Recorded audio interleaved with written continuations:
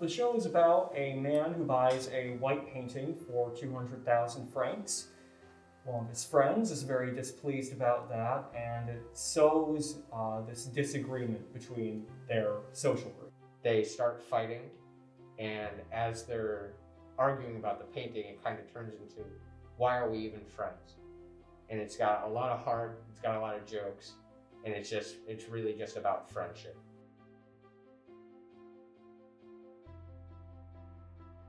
There is a stronger bond. It's a lot different from having a cast of, say, 40 people. You don't have separate groups, you have to stick together. Of course, it has its difficulties, as you'd expect, but I think, at least with my cast members, over this course of time, we built, a little bit of a tight chemistry, whereas though we can really build off of each other. You kind of get that banter, and that's the good thing about the comedies. You get some really funny banter in between us, and that's also a plus of having a three-man show. You know what each character is going to be like.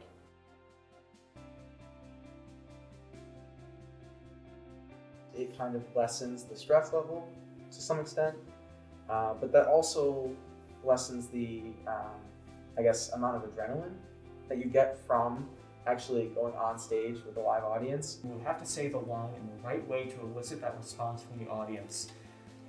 When you don't have an audience for a comedy, you find yourself saying that line in a very different way than you would if you had one.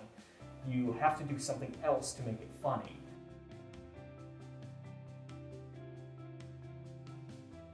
You've put months and hours and countless amount of time into doing something.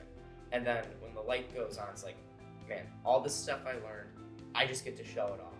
At the end of the day, you're going to laugh, you're going to find it funny, but also there's a deeper meaning. It's a reflection of everyone's everyday life. They see a little bit of themselves in at least one of the characters. In the same way how you brought up how there's sort of all these disadvantages this year with there's not being an audience and a shorter cast, I think that we've sort of turned those into strengths, you know what I mean? There's sort of certain points in the play where it really feels like, wow, I'm just looking in at three friends who are just engaging in conversation and who are just laughing, and you get caught up in that, you can really envision, hey, that's me there.